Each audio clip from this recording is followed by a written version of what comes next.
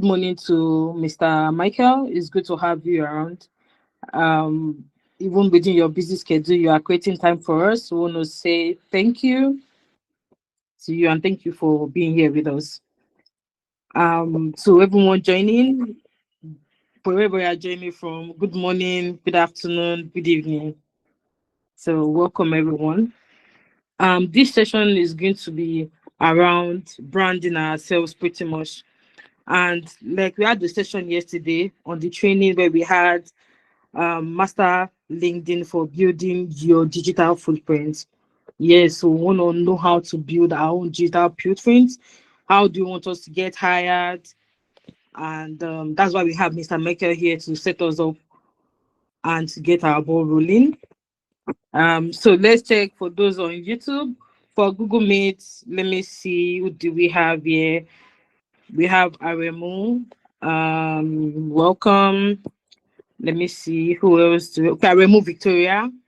We have Esther Oladunjoye. We have Yusuf Mistura. Yes. And on YouTube, who do we have? Let me see. We have Afolabi Olabisi.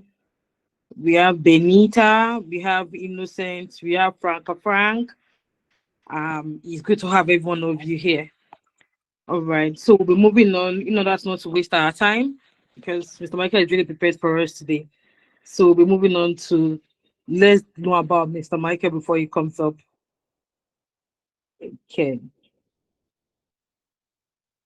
Okay, so Mr. Michael, apologies if I'm not pronouncing your surname correctly. So we stand corrected. So okay, okay, so Mr. Michael Inwuse, I don't know if I'm correct. Oh, thank you so much. With over 12 years of cross industry expertise, Michael Inwuse is a seasoned growth and strategy leader specializing in marketing, fintech, tech communication, and international development. He is passionate about helping organizations scale sustainably and develop data-driven strategies that generate measurable ROIs. So if you want to measure or scale, you should know Mr. Michael is someone you should listen to. So currently, as the business and digital solution director at All Talents, Ohio, USA, Michael leads the consulting and marketing agency division, driving digital transformation and go-to-market strategies that accelerates client success. His expertise spans business development, product management, growth marketing, and strategic partnership, with a proven track record of developing marketing entry strategies, brand positioning, and optimizing customer acquisition through data insights. Michael is committed in leveraging innovation and human-centered strategies to create lasting impact, whether developing fintech, product roadmaps, or managing cross-functional projects outside of work. He is passionate about mentoring, entrepreneurship, and community development, frequently speaking at conferences on marketing, technology, and career development. Michael is also open to collaborations with professional organizations to drive business growth, tech innovations, and social impact. Let's connect and make an impact together. Please, with an emoji, a round of applause for Mr. Michael while we bring him on board. Thank you. It's good to have you here, Mr. Michael. Over to you. Yeah, it's good to have everyone. It's good to see everyone, and thank you, Mr. Ezekiel, for inviting me to this session. So my name is Michael Mose. I'm the Business and Digital Solutions Director at All Talents. Leave all of that long uh, LinkedIn bio that they just read. So I like to speak to young people. Just informally introduce myself. I like to speak to young people. I like to help work on different projects. I've worked with Ezekiel on so many projects together, and we've done a whole lot of fantastic things. So I'm happy to be in your presence today to see how we can just share knowledge on how to use LinkedIn for global visibility. And I'm happy that you guys have had a previous session prior to today. So I have a short presentation I'm going to be sharing today with the team that will just help me talk about this. And if you have any questions, please you can put it on the chat, or we can take the questions at the end of the presentation. So I have a 1 hour to quickly run through this. We can take, so my questions also will be covered in that 1 hour session. So let me share my slide quickly from here. Sure, this gives me.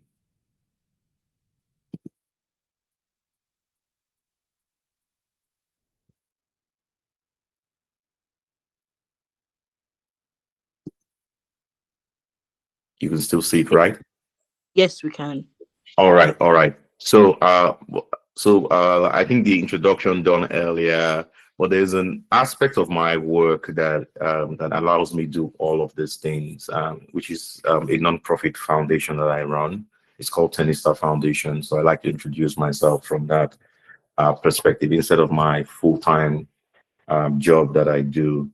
So I'm the president of Tenista Foundation. It's a foundation that helps a whole lot of young people discover their talents with sports, tennis precisely.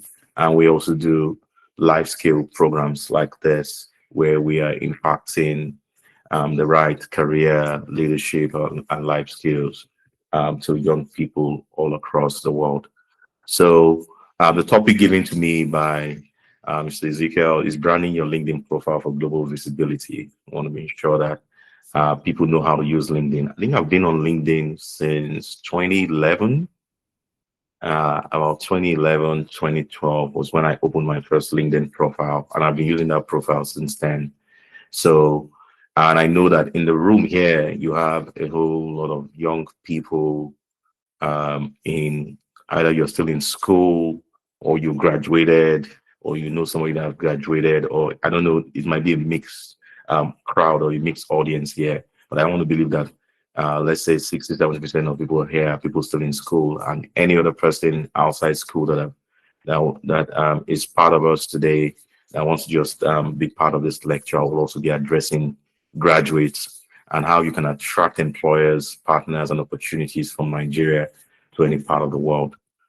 All right. So the first thing I would say here is that your CV gets you shortlisted. We talk about your CV more like I believe that we know the difference between a CV and a resume. So a CV is a longer version of a resume. So if you see, they say somebody says send me your resume. It's usually a shorter version, maybe 1 page, 2 page, 2 pages. That's what a resume is about. And more like a summarized version of your work experience, your skill, and all of that. While your CV is a more detailed version, it could be up to 3 or 4 pages in most instances itself. So your CV is out there. Or you send your CV to organizations, or you see a job opening, you want to apply for it. You send your that CV to different companies, and you're applying for a job. If you're applying for a job or looking for a job is a job itself, if you know what that means. And in essence, you are trying to tap into opportunities. But unfortunately, in a country where we come from, Nigeria, there are a lot of people looking for jobs like you, or a lot of, or even when you finish school, there are going to be more and more people looking for jobs like you. One of the first assumptions I made when I finished school was that, oh, I came out with a 2-1. I was very brilliant. I just felt like, okay, jobs will be chasing me all around. But when I went to write my first aptitude test, I think that was with GT Bank, I saw over 10,000 people come to write the test. And I asked one of the guys I saw, I said, is everybody here came up with a 2-1? This guy said, yes, everybody came up with a 2-1 here, or else you won't be shortlisted. I was like, wow. So over 10,000 people have the same qualification or the same kind of certificate that I think I had, and I was feeling cool. So that was the first eye opener for me that your final degree or your final class in which you come out of school is not going to be very unique. You could come out with a first class, 2-1, 2-2, whatever it is. but it's about what the skills you possess today. So in today's world, people are not looking about at your degree so much again. They're looking about what is the quality you have, what can you do, what makes you be somebody of great value, right? That we should hire. We've hired first class people and they flopped. We've hired 2-1 people and they've been terrible. And we've hired 2-2 people, yeah, they've been terrible too. So it doesn't matter who you hire, it's about the person itself. It's not about the certificate or the paper that person is holding or what school that person is coming from. It is about what that person can really deliver. Now, taking this back to LinkedIn itself. So your CV is out there, full detail about your skill, your work experience, while LinkedIn is the public facing one. It's almost like your online resume that anybody can go and check out. So your CV is reactive, you send it out for job opportunities, while LinkedIn is like a passport. It's proactive, it's out there. Opportunities are looking for you. It's more like your passport to the world. If I want to check anybody this meeting out now, I just go to their LinkedIn profile and I see what they are doing. And I'm probably not in the same country with them or in the same place with them. So your LinkedIn profile is borderless. It is like your passport to the world. And that's why I use this image of a passport with Visa stamps, right, on it. So that's what your LinkedIn profile, it keeps you global. It makes you a global candidate for global opportunities. So that's the first thing. There are over 1 billion professionals on LinkedIn, right? And recruiters and partners, they are searching for people. One of the biggest problems recruiters have is that they are, you would think that, oh, it's hard to find a job. If you meet a recruiter will tell you it is hard to find the right candidate. So a recruiter will tell you, see, we've been looking for the right person for this role for like 3 months. And you'll be wondering, there are a lot of people looking for job now. Why are they struggling in finding somebody for this kind of job? But the truth is that there are a lot of people looking for jobs, but the right candidate is what they are looking out for, right? So one of the first reality check for those of you that have set up LinkedIn profile, for those of you that have not, please go do that. If your profile is empty, unclear, generic, then global opportunities will be passing you by silently. So you cannot, the world has become a global village now, so you cannot afford to not be on LinkedIn or on global platforms where you will be seen and you will become visible to opportunities. So that's the first thing. The next thing I want to talk about now, I think I talked about the recruiter.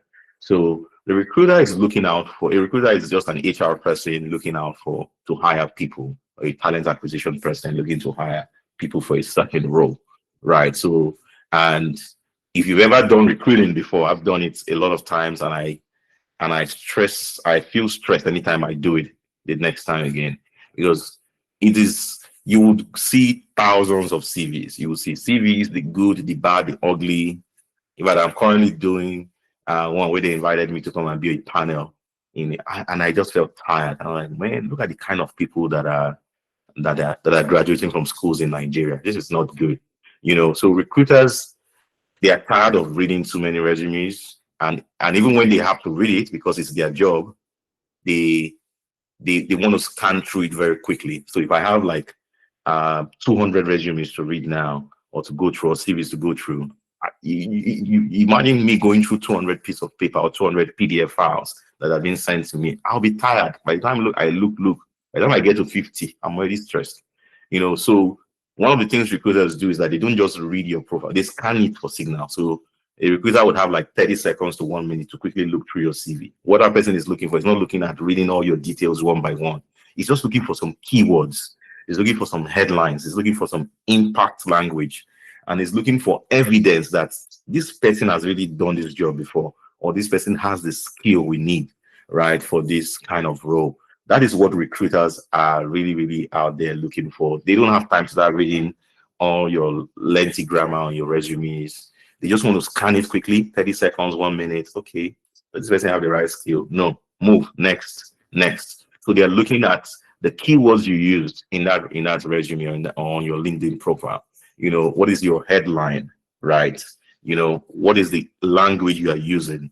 And we'll talk about how to restructure some of this language. And you guys are in a very opportune generation, I would say, where you have AI and things like that to help you enhance your LinkedIn, your profile picture. Before you get a headshot, you have to go to a photographer to get a headshot that you can use on LinkedIn. But in today's world, you just get your normal picture tell one AI tool to convert it to a headshot for you, and you get a headshot, clean, beautiful headshot. Right, and you don't need to pay a photographer for that. So your generation is quite lucky. You can also use LinkedIn to AI tools to optimize the description of your profile, the content of your profile, and even the content of your resume or your CV, as we call it in Nigeria. So those are the things. So, but one of the things is I want you guys to stop thinking like the employee, think like a recruiter. Like if I'm a recruiter and I look at my own resume, what are the key things that stand out? What are the things that I would see on this resume, on this CV, on this LinkedIn profile that would say that this person is a solid candidate for the job? Now, the next mindset that I also want us to change is a lot of people just feel like, oh, I'm unemployed or I'm just a student. I don't have anything to offer. No, don't ever position yourself like that. You are not just a student looking for a job. You are an early career talent that is offering value. So that's a better way to describe yourself. You're somebody of starting your career, maybe first year or just finishing school, and you are ready to offer value to any willing employer. So you're not just a student or you're not just unemployed. You are a junior professional that is building market ready skills. So you can see the way you phrase your situation or the mindset in which you coin where you are at this point in your career, because at a certain point you will grow. But at the early stages, it almost looks like, oh, they need somebody with experience. I don't have experience. I'm unemployed. Don't ever position yourself in that way. Say that you're a junior professional, you're building market ready skills, and you are going to be very useful, right, to people. So your LinkedIn profile must answer three questions for a recruiter. So if I'm a recruiter now, I want to know, what can you do? Your skills, right? Who can you help?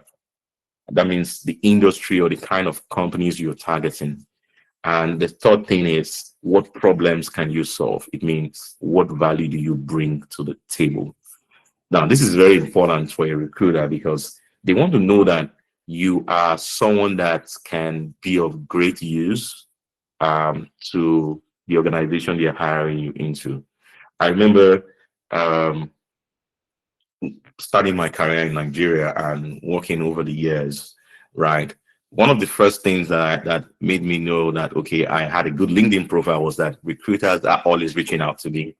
So every time I needed to change jobs, I never really applied for a job. I would just see somebody reach out to me and say, hey, we have this role opportunity out here. Are you interested? And I will look at the opportunity or the organization. I'm like, okay, I think I am interested. Then I would send in my application. So when they recruit you like that, it means you're a valuable candidate. It means that you have the skills that the employers need.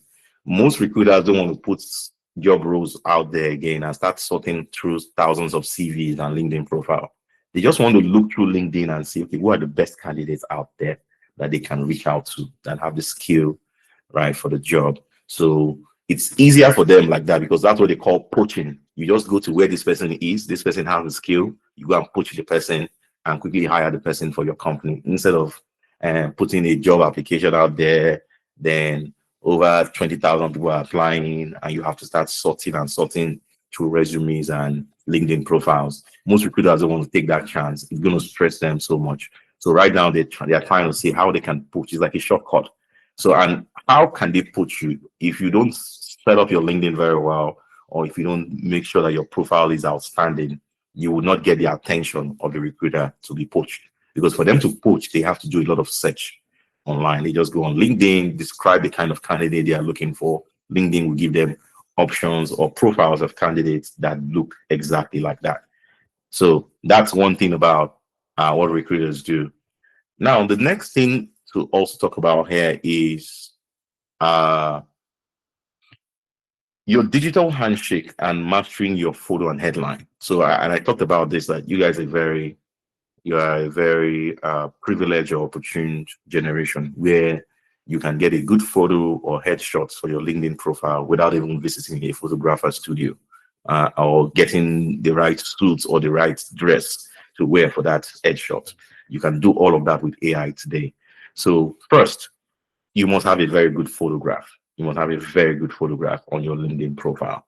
So your photo tells people about who you are. It gives people a clear view of your identity. So it must be clear and it must be front facing. So then two, your background must be neutral. So that's another thing that so you have to look employable, look professional. You're not looking casual. So if you have a LinkedIn profile where you just see yourself standing in front of a tree and the background of your profile picture is a tree, like please go and clean that off. Go and get something much better. So you have to look professional, but you are also very approachable, someone that people can see and you feel warm, you feel interesting. So you can use tools like PFF, PFP Maker, Canva, AI to generate a professional headshot. So there are a lot of tools out there now that you can use to get, even Google Gemini, you can use it to get a good headshot of yourself, right? Then beyond your photo, now what is your headline? Some will just say, I'm a graduate looking for opportunities. No. So describe yourself very well. I'm a junior data analyst, skills, Excel, SQL, Power BI, helping businesses make data-driven decisions. When you describe yourself like this as your headline on your LinkedIn profile, you have the eyes of the recruiter. They start looking out for you because what this winning formula is about is that you've put in your role or the role you're aspiring for, you've put in the key skills you use and the outcome you deliver. Your role, the skills or the tools you can use, and the outcome you can deliver. So, for example, the junior data analyst is a clear example here. So that's a role somebody wants to get into.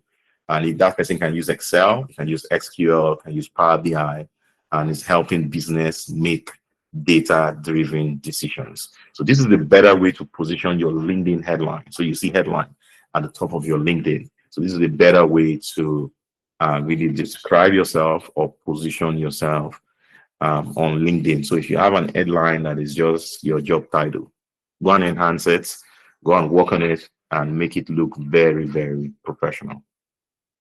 Now, next thing is on most people's LinkedIn, in the about section, I think that's what uh, the organizer read when they were introducing me. They copied something from my about section. Now, what the about section is a summary of who you are. A summary of who you are. So it means that as an individual, I want to just know about you. You have the opportunity to describe yourself in a way that me, that I am the recruiter, would read a bit about you and I'm like, okay, I think this person has what we need. So your about section is where you now have the space to write some lengthy details. I think about 2,000 characters to write a lengthy description of yourself. So, and yeah, you're talking about your professional story, a clear, confident, value-driven summary. So it means who you are, what you do, the skills and tools you can use, your career interests, and in the experience section, do not just list the task that you do. I used to do that before, but later I had to change it. Show the result or the kind of impact that you have created. So one of the things people are looking out for, they don't just want to know that, oh, this is your job description. No, in this job or in this role you did, what kind of impact have you created in that specific role? Show the result. As they say it in today's Gen Z language, show workings, show your doings. That's the kind of things recruiters want to say. They want to see. They want to see who you are, what you do, the skills, your interests, and in the experience section, they want to see your doings. They want to see that you are being able to demonstrate valuable results. So instead of just saying assisted with admin task, no, say something like supported daily operations by managing records, which improved the team response by 20%. So it means instead of me just saying I did administrative functions, I am telling the person exactly the core things I did. Supported daily operations by managing records. And the impact of this was that it improved the team's response by 20%. 20% has quantified, the value of that impact there. Now, And some of you will say, "Oh, Mr. Mike, I don't have experience. I'm still in school. Blah blah blah blah. Yeah, yeah, yeah. Oh, I don't have all the right things. I don't know what to write." You don't have an experience. You don't have experience. It's a myth. So, how do you build and showcase your value now? Right? Experience is actively built. You would not gain all the experience you want by crying about it. You will gain experience by actively going to do things that will give you experience. So people might not want to hire you immediately because you don't have experience. And that's because, and the reason why they do that, organizations do that, is that they want to see that, oh, you've been proven, you've been tested by someone else. They didn't want to take a risk or a chance on that candidate. And that's why they say, oh, we want 2 years experience, we want 5 years experience, meaning you've proven your skill somewhere and they now want to hire you afterwards. You've showcased that skill somewhere and you are now going to be hired. They can now feel more comfortable in hiring you because somebody else has tested your skill or your value and they see that, oh, this person is of good value to hire. So you have to build experience. And one of the ways to build experience is by volunteering. So some of you will say, "Oh, I don't have a job. I don't have experience." Go and volunteer. Go and look for where they can take you, or you can use your experience, or your experience can be valuable to people or organization. It could be NGOs, it could be student organizations. Some of you are in student organizations. You are in all of those associations in school, SUG, so association of so students. Be part of those things. You're building leadership skills, you're learning teamwork, you're learning problem solving, you're learning administrative tasks. For example, those in SUG, you know how to administrate, you know how to manage budgets, or you know how to lead other people, you know how to work on a project. That is volunteering. They might not pay you a salary for those kind of roles if you are still in school, but you are learning and you can put those kind of experience on your resumes in your initial stage before you, or in your LinkedIn profile in your initial stage before you now start getting jobs. You can also do pro bono work. Pro bono means that you are helping people do things for free. It's not everything you do on your initial stage that they will pay you.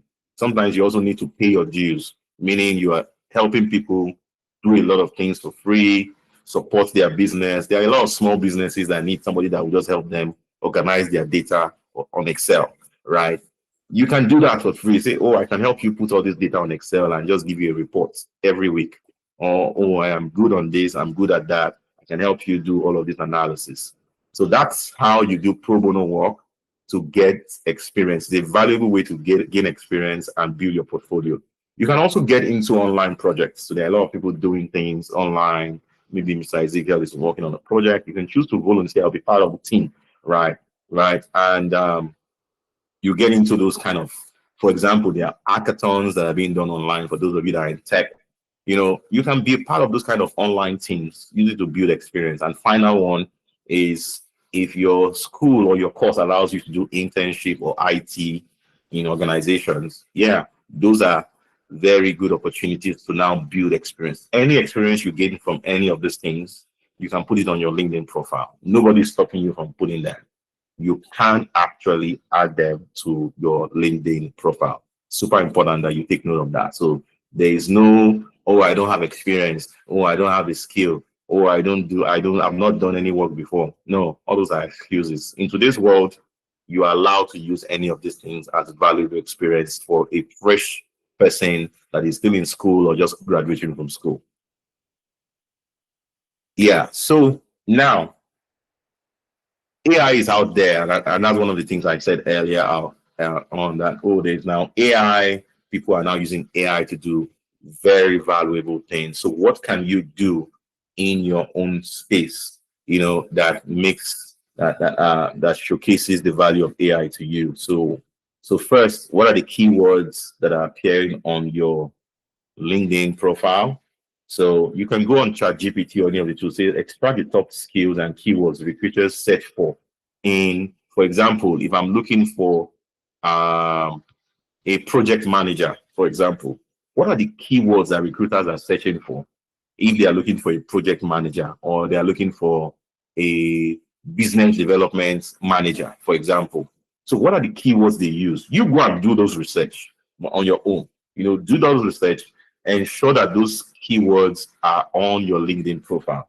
So then you, for the headline, you can use prompts like, oh, rewrite my LinkedIn headline for a global recruiter.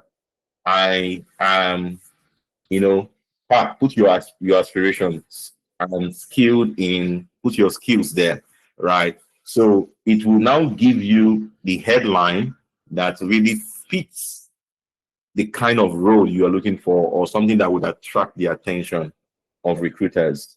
So then for your experience, I know you might say, oh, you've done your LinkedIn profile experience, but today the assignment I want to give all of you is to go back on LinkedIn, rewrite your experience. So rewrite this bullet point to focus on the impact and achievement using, right, the STAR method. So STAR simply means the situation, the task, the action, and the result. So when you are answering question in an interview, they always want you to use the STAR methodology, right? So the situation, meaning what was the situation you faced? Then what was the task you were given on that job? Then what were the actions you took? And what are the results you got? So that's what the STAR method simply means, or methodology simply means. Once you are able to use all these AI prompts to revise your LinkedIn profile, your resume, always personalize it. Don't make it sound too robotic like AI. Make sure it sounds like you. AI is the starting point. AI is not the final product. Make sure it sounds like you. Make sure it's not over exaggerating who you are, but it is simply telling people who you are in a very concise way that captures all the keywords that recruiters are looking for. Now, let me now talk about the global opportunity landscape. Now, what is the world hiring for? So remote work has become a big thing now. So you can be in Nigeria and doing work for a company in UK or in US or in Canada. You don't really need to travel into this world. You can be in Nigeria and attract global opportunities. We know that there's high unemployment in Nigeria. So some of you might just want to keep your eyes beyond Nigeria for opportunities. So remote work has made that possible. Then outsourcing has also made that possible. So businesses are looking to Nigeria for skilled professionals, right? For specific projects. So there are a lot of skilled, talented people all across Nigeria.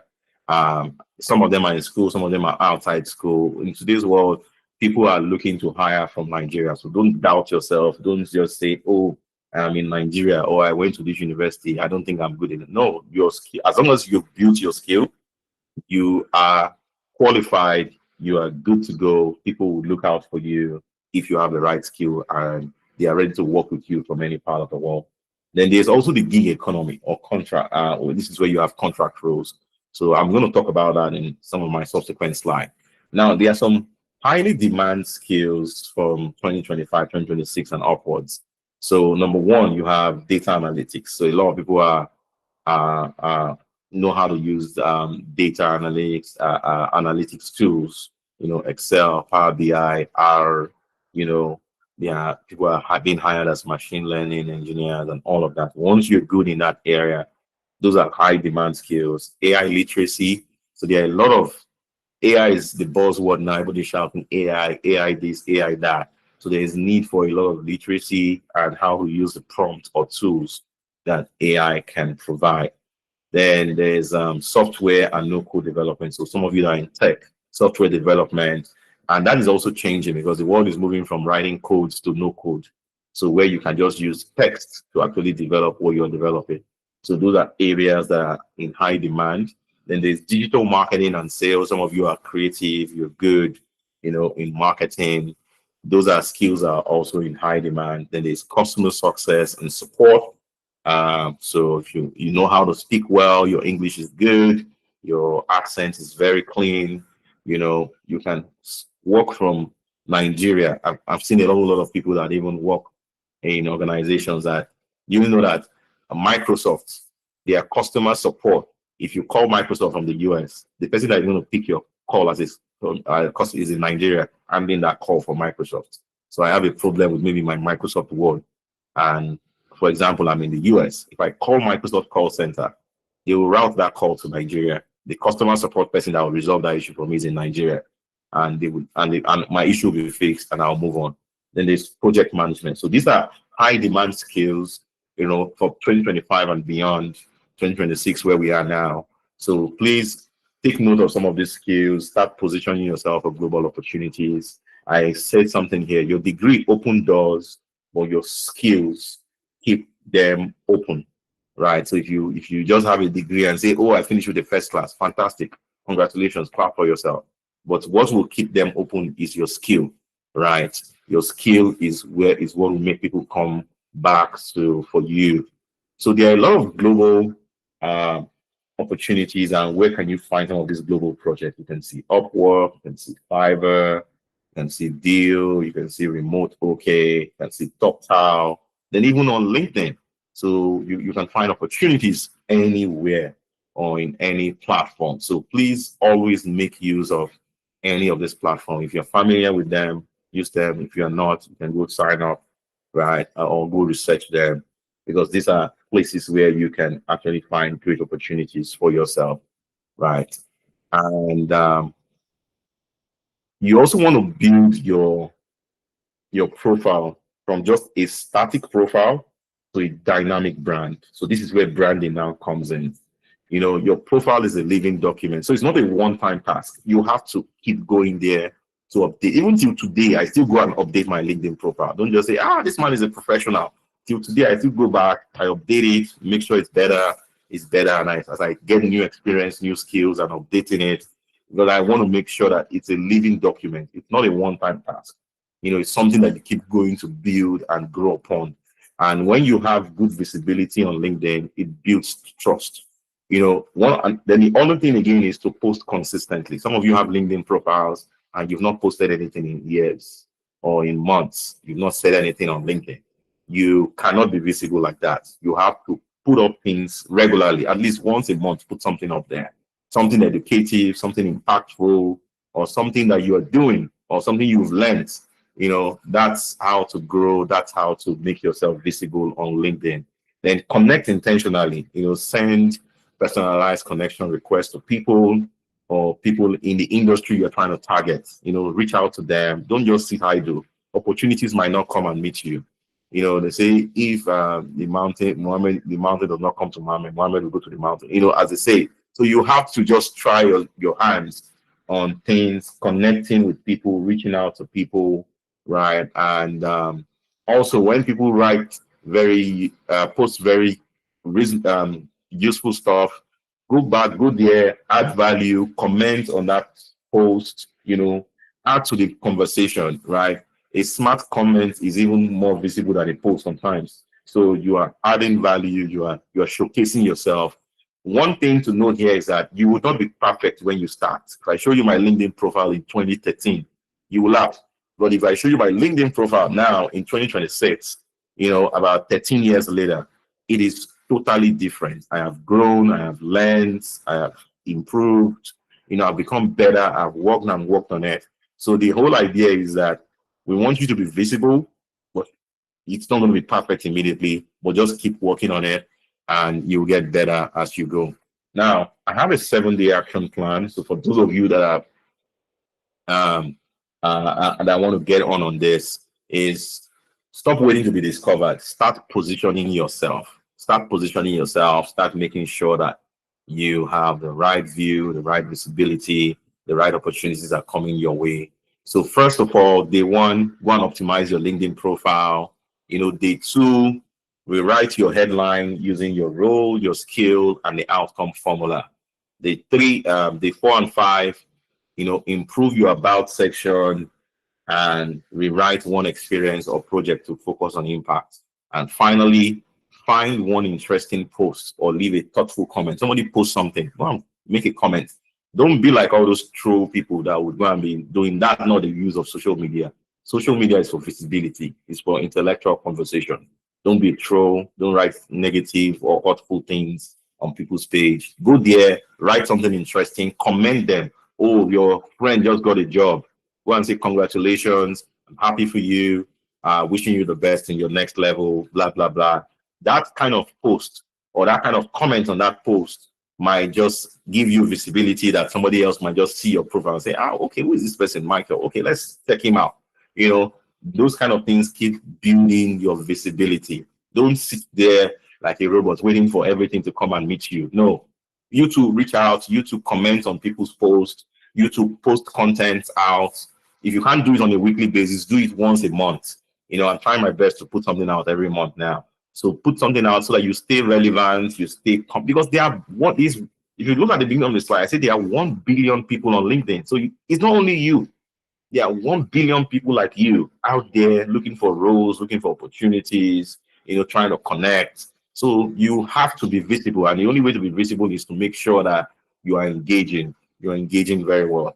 And um, global recruitment is built on 3 pillars. So first is clarity, the next is consistency, and the final thing is confidence. So clarity is know the value you offer. Do not limit yourself. Do not say, oh, I went to this school, or I don't think I have value, or whatever, whatever. Know what the just be clear on what you offer. Then next is consistency. Trust your profile as a living document. It's something you have to keep updating and improving on, and update it monthly or engage with it every week. I have the LinkedIn app on my phone. I have it on my browser. So I just on my phone, I check it out all the time. People comment on my posts. I react on people's posts. Like, share. The way you do on Instagram, on Twitter, do that on LinkedIn. Like people's posts, share, comment, do all of those things. You'll get more visible. You'll get a lot of people requesting to follow you and all of that. And finally, build confidence. As an early career person, you are not an unemployed. You are an early career talent. Always have it in your mind. You are in the early days of your career. You are not. You are going to be employed someday. You're going to be employed at the moment, but right now probably you are not employed, or you've not gotten the kind of job you want. So see yourself as an early career talent that is looking out for opportunities to add value to companies. I think that's all for my presentation. I can take questions if you guys have any questions. Thank you so much, Mr. Michael. The session was amazing. So, when you say questions, I have questions. Um, Please, if you have questions, please don't drop it on the chat of the call, so we can always share with Mr. Michael, and he'll be happy to answer our questions. So, I'm going to put my questions out first. So that if you want to take it one after the other, or I should just list it now for you. Yeah, you can take it one after the other so that I can focus on Okay. answering them properly. All right, thank you. Thank you for an amazing session. That was insightful and amazing. I would say optimizing LinkedIn is something that I find challenging at some point. I will not say sometimes it looks intimidating when you see someone having will just come out one day and say, I look at I see what I have achieved, and you've got well, you're just there, you've been scrolling, and you've not gotten anything. So I'll start with we coming out. Let's say we have so many other guys on the call. What would you advise? What would you say as our first step when it comes to us optimizing our LinkedIn page? It is not about education. First class is good. Yeah, visibility is good. And that's why we are all here to learn.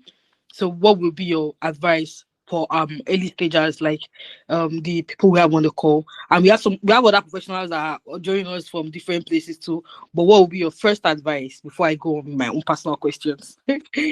Yeah, so LinkedIn can be very intimidating. Even for me as a professional, it's very intimidating. Oh, I am excited to share that I have gotten admission into Harvard University, and for someone like, wow, everybody is moving on. Like, okay, I've not gotten into Harvard. What's going on? Is my life doomed, or is there something wrong with me? What am I not doing?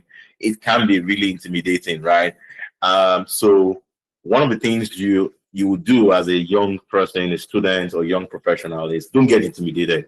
Just see it as, see, this is their turn, this is their platform, this is their own time to shine. Your time is coming. So you would always have that opportunity. You would also do exciting things in the future.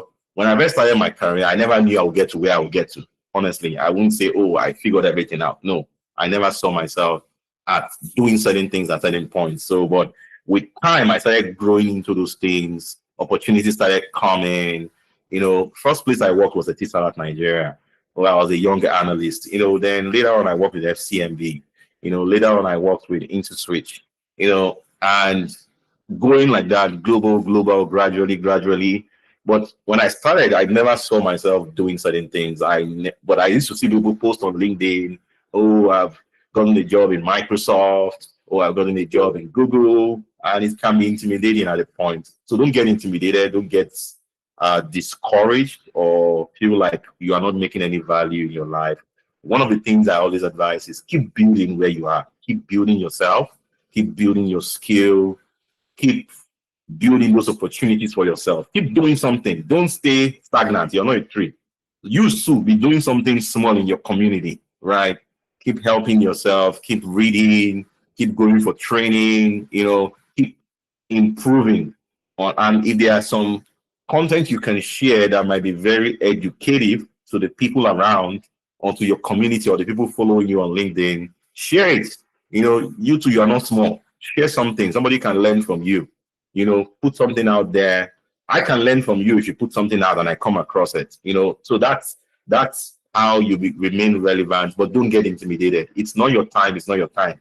So some people's time will come before yours. Or your own opportunities might come later in the future. So stay there, keep grinding, as they say. Keep grinding, keep building, and keep developing yourself. All right. Thank you so much, Michael. Thank you so much, Mr. Michael. That was quite precise. So we have other questions for you on the chat. So I'm going to be reading one after the other. So I think this is Beniti. Sorry, I spelled your name wrongly. So, sir, how do we go about with branding? Then the second question says, oh, do you want me to take the first one? Yeah, go say the second one and I'll take two of them together. Okay, it says, sir, what is the best way to approach professionals on LinkedIn for guidance or mentorship without sounding intrusive? That's the second one. Then the Okay. third is, if I have been gathering experience in a non-tech background and want to switch to a tech background, how do I build on my LinkedIn profile? All right. So first thing, branding, and I talked about that in the presentation, that in today's world, you can brand yourself properly. There are a lot of AI tools. I think Mr. Ezekiel can show you guys a lot of those tools to use or recommend some of those things you can use. There are a lot of AI tools you can use to enhance your photo. You can use to do a flyer. You don't even need a graphic designer sometimes now. You can do all of these things with AI, right, out there. You can do a flyer. You can improve your profile picture. You can, maybe you want to make a post now, you can develop things and use, so all of those things. So branding is simply you putting yourself out there with the right image and the right positioning. So that's a brand. So when you people hear about branding, they think, oh, it's one big thing. No, you're just putting yourself out there. Your brand is, what do I perceive when I see you? So if I see this person now, what is the first thing that comes to my mind? What kind of image comes to me? Or how do I perceive this person? If that perception is good, if you see my profile picture and you say, "Oh, this person looks professional. This person looks like a great person to meet," that's the first thing. That's how to brand. It's as simple as that. So please, you all have fine pictures on your phone. Go and position yourself very well with it. Go and use AI to enhance it. You don't need any studio photographer. You might not even have that money. The first time I did headshot and all of those studio things, I paid almost 100,000 naira. But today, I don't even do any of those things again. I just go and enhance the photos I have already on my phone, right? And that's how to brand yourself. Then I've also taught you guys how to use the right keywords or headlines. When I see your headline, I see your photo, that's simple branding itself. Then the second question, please just remind me again. That's why I like to take the questions one by one. Okay. Remind, the second one is One is about how to approach professionals on to LinkedIn. approach professionals. Yes. Now, how to approach professionals? That one is simple. First thing, you can either follow them. So go and look at the professionals in the field you're aspiring to get into. Go and follow them or connect with them on LinkedIn. Connection, you can send them requests. They accept your request. Now, what you're doing is that you are trying to follow their thoughts, follow the kind of things they post. You're just trying to be more like them. And the third one, where you talked about mentorship, now, a lot of professionals will not want to mentor anybody they don't know. A mentor is, somebody that really wants to bring you under their wings. It's not just, come and mentor me, come and mentor me. No, nobody has all that time. except they really, really like you and they want to really help you grow. Then they bring you under their wings and they are showing you the ropes, gradually. So mentorship in itself, you can actually grow in mentorship. I was reading something from one of my someone I follow, and he said, "Oh, it's not everybody that will bring you under their wings. You sometimes you can go and read their books, you can follow their posts, you can go to their page, view their profile. How did this person set up their profile like this? I think I want my profile to be like that." So in my early days on LinkedIn, there were a lot of senior colleagues, like my directors, my bosses. I used to look at their LinkedIn profile, like, oh, one day I want my profile to be like this. Oh, I want to have this education. I want to have this training. I want to go for this course. I want to do all of this. That's a way of subtle mentoring, because you are trying to pattern yourself or follow the pattern that somebody else has set. That's subtle mentoring, where you are taking up the mentoring by yourself proactively. That if it's somebody that you know and you've been able to have opportunity to speak to, and they say, "Oh, I will mentor you," and that mentoring doesn't mean, "Oh, just mentoring me for mouth." It means that every week they would have time to meet with you, at least maybe give you 30 minutes or 1 hour of their time every week to advise you, to teach you some of the things you need to be doing, to just structure things for you out. And that would help you grow and become a better person. So you can approach, if there's anyone that you have audience, or you meet them, probably not for the first time, maybe second, third time, you can just tell them, "Oh, sir, I would like to learn a lot from you. What are the materials you have out there?" Or if you are privileged, if it's possible, I want to just have maybe like 15 minutes or 30 minutes of your time once a month. Let me know when it's free on your calendar, so that I can book a session, once a month or once a quarter. I just want to touch base with you so that you can guide me on the things to do. When you go to a mentor like that, they know that, okay, this person is not going to come and start bothering me every day. You just say, "Oh, I give 15 minutes of your time once a quarter or once a month." And they'll say, "Okay, no problem. I can spare 15 minutes." That's how to approach mentors. That's how, because the mentor you're trying to reach, that person is a busy person. He doesn't have all your time. He also has his own life problems that he's dealing with, or business problems he's dealing with, or she's dealing with. So they also don't have all that time for you, except they really, really like you, or they really want to help you grow. Then they will create that time exceptionally for you. But if you approach nicely and just ask, like I have mentors, I have senior friends of colleagues that I just say, "Oh, boss, I need 15 minutes of your time. Let me know whenever you have time. Saturday, Sunday, Monday, Tuesday. I just need 10, 15 minutes. And I won't use more than 15 minutes." And I just tell them, "These are the questions I want to ask you. And you need you to give me guidance on it." Because I come prepared to this kind of session, and I want to be mindful of the time of that mentor, or that boss of mine that I'm trying to seek advice from. All right. I think I answered those questions properly. Is there anyone I missed out? No, I think that's okay. We have more coming in. So we have one. You've not answered the one for the non-tech background. Oh, so And then if you are in a non-tech background, you want to switch over to tech. Like, you guys are so lucky today. There are a lot of free courses out there. There's Udemy, Coursera, there are all of those things that you can use in switching from non-tech to tech. Tech is like the big thing where a lot of the opportunities are today, right? But so if you are not a tech person, or you want to learn some tech skills, you can switch over. So one of the easiest one is data analysis. You can easily learn data analysis by learning Power BI, Tableau, and all of those things. You can then, if you want to get into more complex tech, that's when you're going into software engineering, machine learning. So for those ones, you might need to go through formal training. So maybe go to a boot camp, or go to where, I know back then data science used to do all of these boot camps and trainings for people to just start their early days in tech. It's not enough, but you can go through those trainings for a start. But you now need to improve or work on, or do a lot of personal development to become better in that space. But you give yourself a period of 6 months to 1 year if you're somebody that has never done tech before and you're just jumping into tech for the first time. Give yourself at least 6 months to really learn and improve and get better, and go through all the trainings. Seek all the free trainings you can get. Then if you have money, you can go and enroll in some of these professional training institutes, the likes of Decagon, DSN, all of those guys that do proper training that you might need to pay for. If you have some money, you can do that. Or if you don't have money, you can just go on the online free one. There's a lot of courses on YouTube that you can also get for free. So leverage all the free resources you can get as a student first. Then as you get money or your parents can afford it, they can enroll you in training institutes where you now learn hands-on skill, or they are now tutoring you in a professional setting. Okay, so you answered only one part of the question. You not answer the second part, sir. Okay, so the second part says, how do you build your LinkedIn profile with your non-technical skills?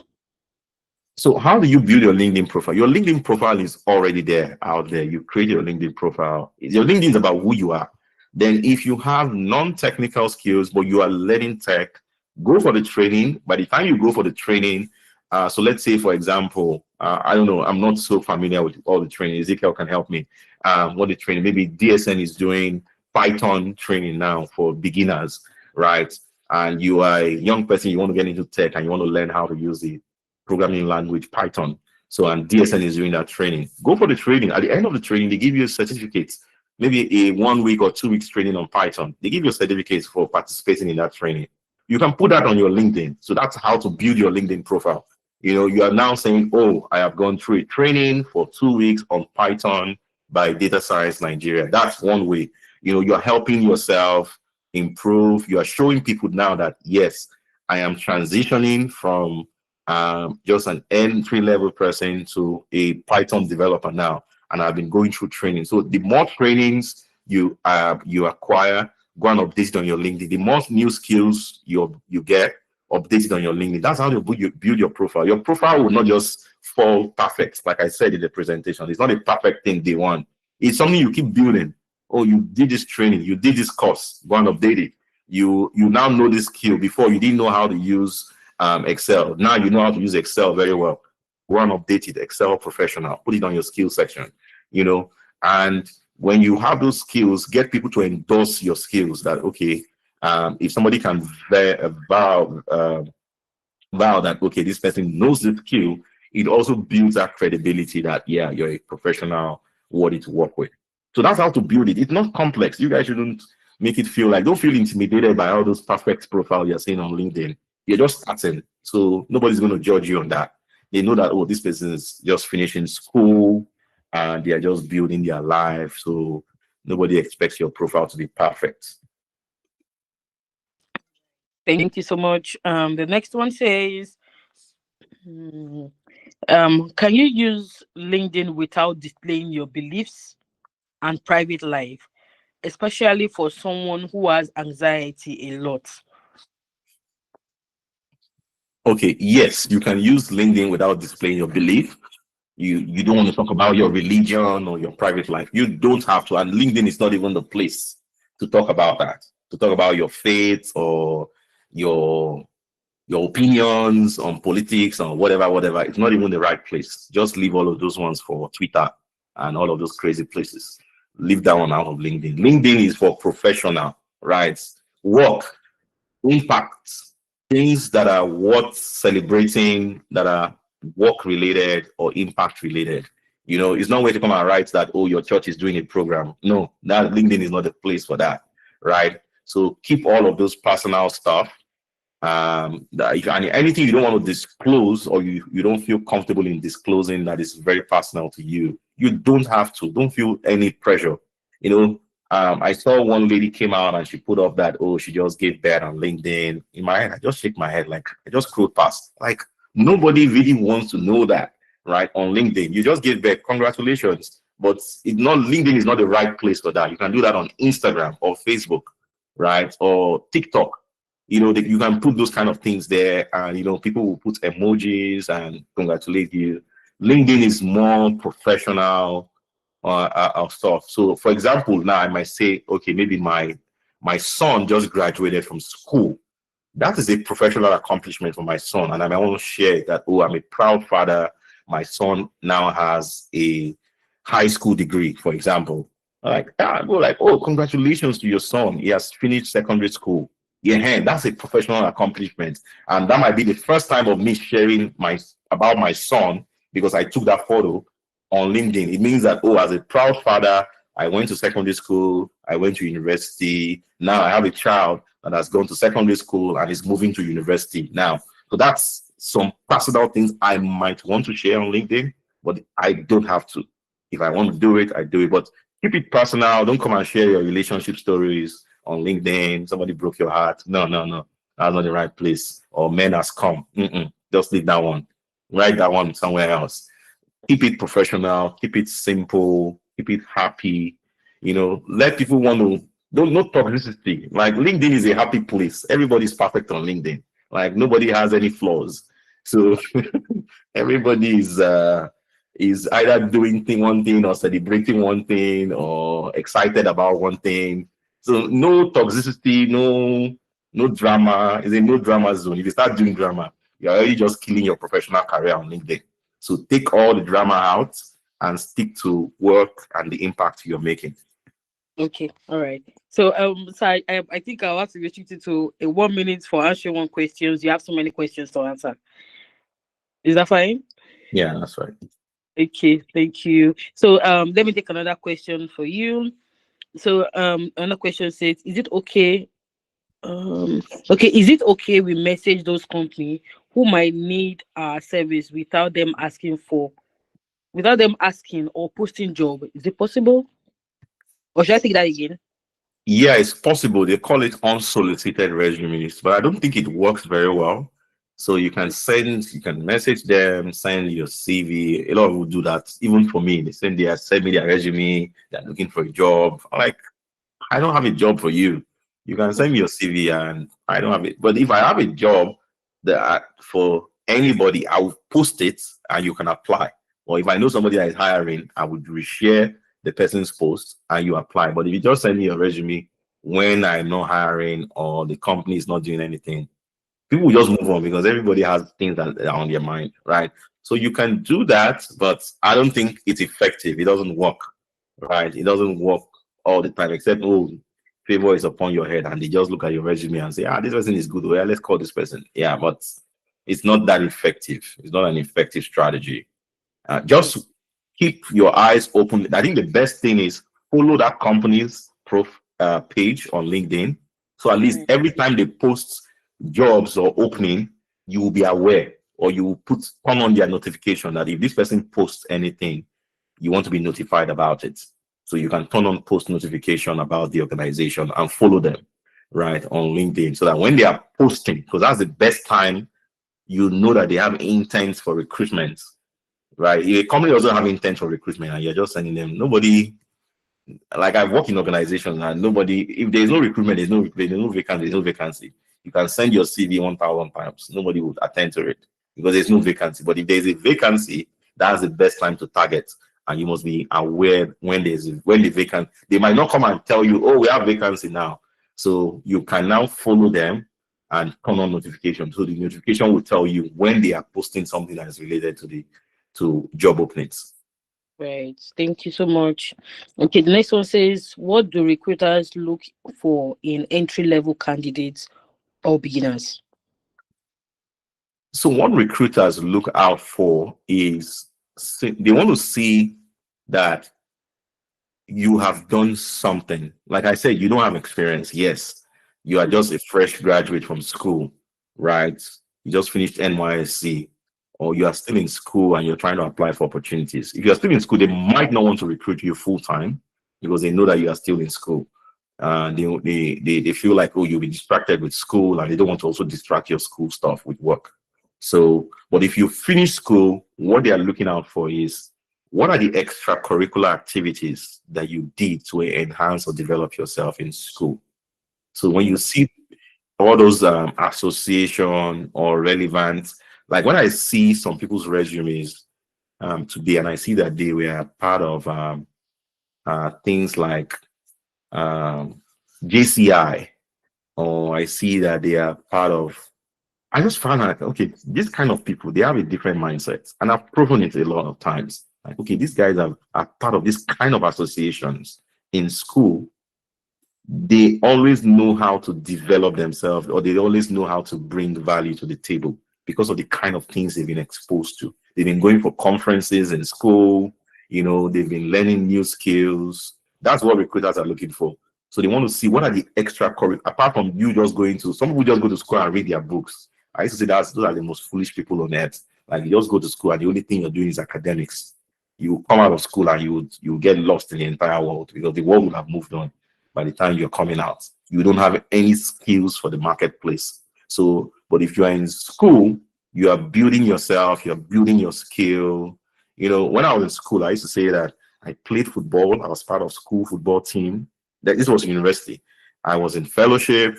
I was a yeah, I was one of the ESCOs in fellowship. Then I was in all these NGO kind of organizations like JCI, you know, Rotary Club and all those kind of things. I was in one of those kind of organization, you know, and I used to go for seminars and conferences a lot because I want to learn what's happening in the world. Then another thing I used to do then, I used to read newspapers. I used to read Business Day because I wanted to learn about the business world. So every day in school, I would go to the gates. They used to sell students copy, $50. So I'll go and buy students copy of the newspaper. I'll go and read it because I wanted to know about job opportunities, you know, what's happening in the market, in the economy, in the stock market, and all of that. I was just curious. Then I used to read Harvard Business Review. I used to read international publications, The Economist. So I'm not just in school just because, and I was still reading my school books, right? Still doing well in my grades. But I wanted to expand my mind more to what is out there for me or what is outside these school walls. If you limit yourself to just school and the only information they taught you in school, you come out to the real world as someone that is not useful or not relevant because the world is looking out for skills that you can bring to the table. So let me give you my first experience at work.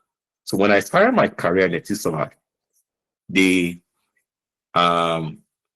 first day at work, so my boss just gave me my laptop and they said, "Oh, this is your seat." Introduced me to everybody. So I sat down. Then maybe an hour later, they're not giving me a task to do. My boss now came and said, "Oh, you are the fresh one out of school." I will never forget that day. You're just fresh out of school. Okay, we have been working on an idea for kids, and we think you are the one that is closest in age to these young kids. I was in my 20s then. Like, oh, you are closer to these teenagers and kids. So come up with a product. So then Etisalat wanted to come up with a product for kids, and they didn't really know how to coin it or what to come up with. And he just came to me and like, oh, you are the fresh one out here, you're the youngest around, just in your 20s. So come up with something for us. Think about an idea and do a presentation. Guess what? While I was in school, I was learning how to use PowerPoint. Well, Yeah, most people in school don't even know how to use PowerPoint or do a presentation. I was learning how to use Power. And so my boss just left and he said, oh, do that and send me the presentation. So I went to my computer. This was, at this time, there was nothing like AI or nothing like, even Google search was still in the early days. So hmm, you have to think on your feet and come up with something useful. So I was there thinking, okay, what would a telecoms company needs to develop for children? I did some search online, read some things. Then I started creating the PowerPoint. When I finished the PowerPoint and I sent it to him, he was excited. He was like, wow, you just came up with this thing now. I said, yes. Right there on the spot, that same day, I was the first day at work. I will never forget. That was the first task he gave me. And I came up with something on the spot, put it on the slide. Then he took me to the marketing director and like, hey, but this guy just came up with this thing. This idea we've been trying to crack. I think this guy's idea might work for us. And the marketing director was excited too. He said, okay, good. Let's set up a meeting. Let's set up a meeting and flesh this out more. This guy has given us some good original thoughts. 2 years later, we launched that product and it was a success in the market. So that's something that you'll be asked of. So that's one thing recruiters are looking out for. What can you do if they hire you? They don't want to spend time teaching you Excel, PowerPoint, all from scratch. They don't want to spend time telling you this is how to do this. This is how nobody wants to. See, nobody has. Let me give you guys the truth. I've worked and I've hired people in the last few years. Nobody has time to start teaching you ABCD again. Like when you start your work, they expect you to know how to do certain things. They just expect you to know. How you know is up to you. Like they can't start teaching you how to use PowerPoint, how to use Excel. No, nobody's going to do that in the corporate world. Or you will feel like when I get the job, they will train me. Before banks, a lot of banks used to do graduate training programs where they would train you, but now that graduate training programs, whatever, has ended a lot. So nobody's doing that now. Now they want you fresh, but they want you to have sense, strong sense as you're coming in. As you're fresh and you know what to do, bingo, you can plug in into the operations and you can start working from day one. So they don't want you to come and they start babysitting you. Okay, this is how to do this. Oh, this is how to. Nobody, no, I've not seen any company. All the companies I worked in, multinationals, nobody babysit anybody. So if you Wow. come in, you are coming in like, oh yeah, come, come, come. Like I told you guys, first day at work, the first thing they gave me, I will never forget that, November 2012. They just told me, go and do a PowerPoint presentation. They've not even told me this is the company. Welcome to the team. And this is no, the only welcome they just told me was verbally. They just told me, welcome to the team. That's all. Sit down here. This is your seat. This is your laptop. Oh yeah, come up with something. First things first. Nobody said, oh yeah, let's even give you templates, or let's give you, this is how you do it here, or this is the sample you should use. No, no. Everything was come and do something immediate. So that's how, and even when I hired people, I'm like, nobody's going to train you, nobody's going to babysit you. You have to think on your feet. And the moment you come in, that's what recruiters are looking out for. So who can they hire? They call it hit the ground running from day one. Hit the ground running. Nobody will come and say, oh, you just come in. Oh, you don't know anything yet. Okay, we'll show you how to do it. Mm-mm. If you're expecting that, get ready for your first disappointment. Nobody's going to do that for you. And if you don't hit the ground running from day one, they give you a 3 month probation period. If you don't hit the ground running and you are not learning fast, you'll be kicked out of the system. So there's no time for spoon feeding people, babysitting. Everybody's busy. Even your boss is busy. So he doesn't have time. So he's expecting that you are not going to come and add your own burden of not knowing anything to him. He expects you to come and solve his own problem or take the work. Like if I hire anybody today now, that person shouldn't bring problems to me. I'm like, no, you should come in to take some problems off my head. Like I'm thinking too many things. So if you are coming to work with me, oh yeah, start knowing what you are doing so that you can be helping me out on a lot of these things. So that's the expectation of a recruiter or an organization. They want people that can hit the ground running and not people that they will have to babysit or train again or spoon feed until they know until they are good enough. They give you 3 months. It's a 3 month probation. Month one, you're already counting. So let me give you guys another story. When I joined, so this is after my entry level experience. The next job I got was FCMB. It's a bank, but I was working in the headquarters, right, at their head office, and I was the head of a team. And I remember when they hired me from telecoms, I came in. I was like, "Oh, star boy, come and work here." And I interviewed with the CEO, with the chairman of the bank, and they recruited me. I got in. They pushed me from LinkedIn. It's not like I applied. A recruiter just reached out to me from FCMB and said, "Are you interested? They have this role." I said, "Yeah, why not? I'm interested." And I did the interviews. I passed. Then when I joined, the first month or the first 1 month, I was still because it's banking. I was still trying to even learn the system. Like, okay, how do these guys do things here? Okay, it's a bit different from what I'm used to. But I was already trying to do some things. The first 1 month, I was in the elevator with the managing director, MD again. He just told me, like, "Hey, you're the new guy that just came in. Okay, I'm not seeing anything you're doing. I'm not seeing all the stuff you said you're going to come here and do." And I was trying to explain to him that, okay, I'm trying to get approvals. Approvals have been slow, you know. And I went back when he got to his floor, he dropped off. I dropped off on my own floor. Then I went back to my seats. Then he called my boss that, "Oh, this guy that just came in, we need to see stuff that he's doing."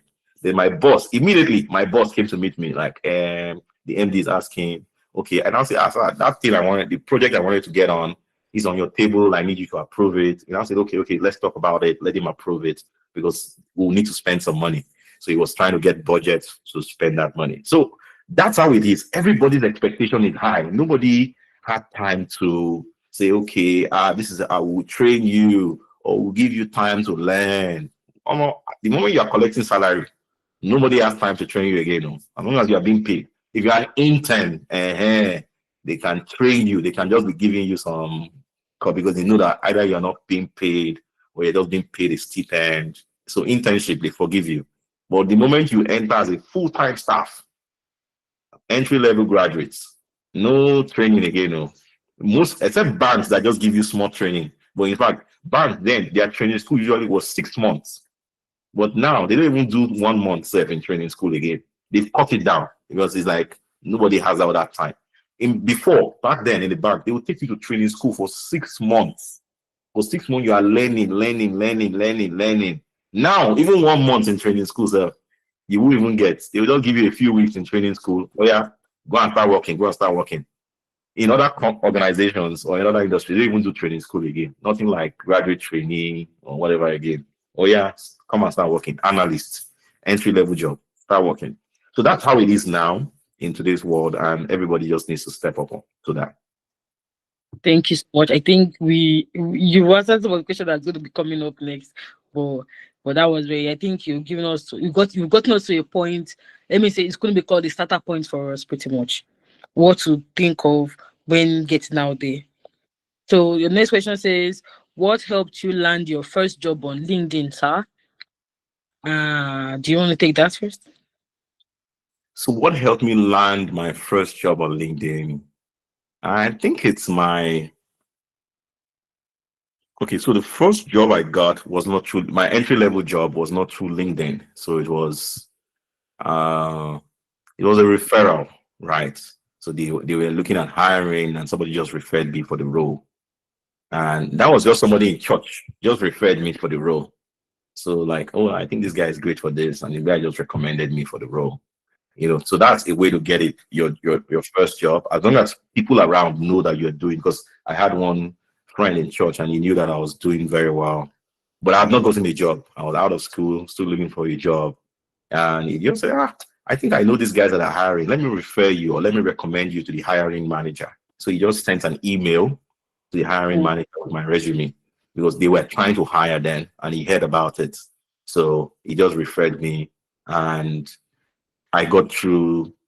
At least my resume got to the hiring manager, and they invited me for an interview. That's how I got my first. But the role that LinkedIn helped me getting was my second and third job. So those ones were at that point I had built after I building my profile. So one of the first things I did was entry level. And when you're in entry level, you're going to be working with a lot of senior people in that industry. People that have been there 5 years, 7 years, 20 years. You can be, it's very intimidating. So you don't have any skill. You can't even compete. All you're doing is trying to soak up as much as you can and learn and catch up and really understand the lingo in that space. So one of the things I did was I immediately, because I was in marketing in my own career, when I started my career, I was in marketing. So one of the first things I did was that, okay, for me to catch up with all these guys, I need to go and train and brush up myself. So I registered for the Chartered Institute of Marketing Program, UK. So I registered. So immediately, so I started working in 2012, 2013. I registered for that program. So because I wanted to learn, I wanted to catch up because there are a lot of things these guys were saying that honestly I couldn't still understand, but I was just trying to fit in and adapt. But I knew that the problem is training. I don't have the right knowledge. So I went for that. I started that training in 2013, the CIM program, and when I did the CIM program, I thought all the things we were doing at work started coming alive because it was about marketing, and I started understanding marketing better. And it helped me in growing, and almost all the things my boss used to say in meetings, I could now see it clearly from the books I was reading. I'm like, oh, so this is what this man is always talking about. Okay, this is what these guys are always saying in the meetings. Oh, this is the kind of projects that these guys are working on. So it became clearer because I had to go and train. And that training, I was paying for myself. As a back then, it was like £120 per course, and I was paying that money by myself. So I was saving my salary to go and train myself, right? Just so I can catch up. And when I did those programs, it now positioned, and I put it on my LinkedIn, it now positioned me better. So when somebody was trying to hire for another role and they saw some of those things on my resume, on my LinkedIn, it was just easy for them to reach out to me. So please, learning never stops. The as you're trying to get that job, go and look for keywords that recruiters are looking for. Go and look for certifications that you need to have. Go and work on those certifications. Don't depend on your degree. When you finish school, I don't think I've used my first degree since I finished school. Like everybody has a degree in Nigeria now. Everybody has gone to university. So it's not special again. That's what I'm just trying to say. So you now need to find something that would now distinguish you apart from that your BSc or MA or BA or whatever you're coming out with, B engine or B whatever that you're coming out with. You have to do something extra than that B you're getting. Right. Thank you so much, sir. The next question says, okay, you talked about certification now. So the next question says, how do we go about license and certification? Yeah, go and look for the relevant ones that are relevant to the field you want to get to. So go and just search online. What are these certifications necessary for this industry or this Mm. field? If you have some money, go and do it. If you don't have, go and look for the training online and get the skill first. Then later you can write the exam. Great. Okay, thank you. Next one says, I have heard some people always say LinkedIn is dead for people looking to put themselves out there. What are your thoughts on this? So there's some element of truth in that. So LinkedIn is oversaturated. There are 1 billion people there now on LinkedIn. So it's very saturated. It's not like it's dead, it's saturated and it's full of the good, the bad, the ugly. So, Hmm. but there is no other alternative. The alternative would have been Indeed, but Indeed is not popular in Nigeria. So LinkedIn is still the only major platform. I don't think any platform has rivaled it yet. You know, LinkedIn is the, at least for now, for what I know, there is no other rival platform. There is Indeed, there is Glassdoor, there is there's one other one again. But LinkedIn is still the most popular, right? So if people say it's dead, don't mind them. You just still be there, whether it's dead or not. Like people have been saying Facebook is dead, Facebook is dead. But there are still billions of people on Facebook till today. So if they say it's dead, it's dead. People are still there. People are still using it every day. So just be there if you need to be there to position yourself. Right. Thank you. I'm sorry, Mr. Michael is getting too longer. I hope you are comfortable with that time. I'll be ending. We should end in the next 5 minutes because I have a meeting. Okay. Yeah. Okay. Thank you. Yeah. The Good next to five. wrap. Okay, so did you how do I this up? There are kind of more questions here. So this one says, I am a writer. Is tech skills the only hot shot or engaging opportunity now?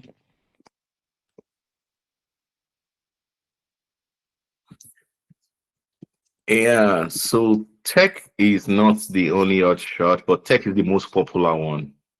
So if you have opportunities in other field, in other areas, please feel free to tap into it as long as it's something you can do from wherever you are. Okay, thank you. Then another one says, is LinkedIn just for tech opportunities?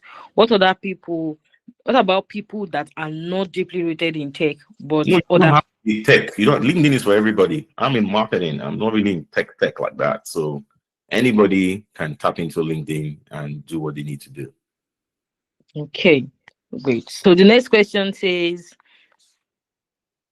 um yes sir, can you post video as an evidence to show or prove our year of experience, or is it only pictures that is allowed? No, you're not proving your years of experience. You're just stating your years of experience. One of the things you can put on LinkedIn, you can put your certificates, which could be Right. in form of images or PDF. Um, you know, and you can also insert videos or media if you want of any relevant thing you've done or achievement or milestone you had. You can also insert that because that also strengthens the credibility of your post. So Mm, yeah, if you are open, anything you want to share, it's up to you. It's up right. to you. If you want to upload your school certificate there, good for you. Anyone you want to do. Okay. So next question says, as a beginner, what are the mistakes I should avoid on the LinkedIn platform? Also, how did you stay updated and growing on LinkedIn? So the mistakes to avoid is number one, using the wrong photos. I saw a lady's LinkedIn profile and I told her, please go and change your LinkedIn profile to headshots. And she didn't even know what headshots means. I said, go and get a proper headshots. And she was using a fine girl's kind of picture. I'm like, no, that's not relevant for LinkedIn. You need to use proper headshot. And she didn't know what it meant. She was arguing with me. I just said, okay, fine. If you don't want to listen, that's good for you. You know, That's a mistake not to make. So you don't try to make those kind of mistakes on LinkedIn. Use a very good photograph, a very good image of yourself. Um, then also ensure you describe yourself properly. I'll be sending the slides to Ezekiel so that you guys can take some learnings from that and use some of the descriptions I've captured there to help you grow and help you learn. So that's some of the few things. So now that you know better, you are in the age of AI. There are a lot of tools out there to help you. You shouldn't be making some mistakes. I call them rookie mistakes. Don't Okay. make rookie mistakes again, because there are tools down out there to help you enhance this thing. Okay. Thank you. Is it a must to post every day? No, you can do once a week, once a month. Just post consistently. It's not Facebook or Instagram, so you don't have to post every day. But if you post every day, people will get tired of you. So just make sure that you're visible a bit. Okay, thank you. As a graphic designer, how do I land gigs with personal clients on LinkedIn? So as a graphic designer, you can be on Behance. You can upload your portfolio on Behance, and just from time to time share your portfolio. Put the link to your portfolio on LinkedIn, so that anybody that is checking you out will see a link to your portfolio, meaning all the jobs you've worked on, all the designs you've done in the past. You know, put it on your Behance or on your GitHub profile, and let people be able to view it from LinkedIn. And if they like what they're seeing, they can reach out to you or come and give you opportunities. Right. Okay, thank you. So last but not the least, as a businessman, can I advertise my business on LinkedIn so as to gain customers from foreign countries? If yes, how can I go about it? That's your Yeah, last. that one is bingo. You don't have any. LinkedIn is the best place because LinkedIn has both business and professionals on it.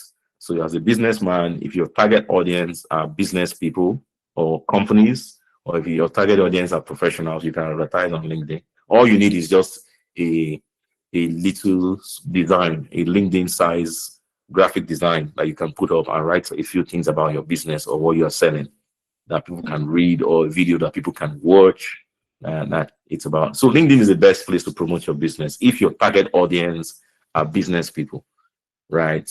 Don't go and say, oh, you are selling wig and you're promoting it on LinkedIn. That's the wrong platform for that. You can't really be promoting that on LinkedIn. You promote that on where people use wig and all of those stuff.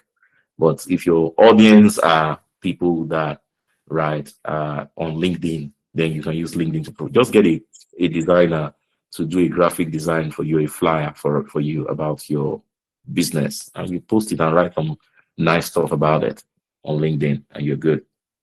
Right. Thank you so much, Mr. Michael. Good to have you, and thank you for answering all our questions. All Well, thank you so much. Really appreciate it. all right, no problem. You're welcome. Thank you, everyone, and have a great day. Yeah, you too. Bye. So thank you everyone for joining, and the video is going to be live on YouTube. Please always go back there and listen more to some of the questions. If you have more questions, you can drop it on the message or the chat. Then we can always get someone to respond to you. Thank you everyone for joining, and have a great day. Bye.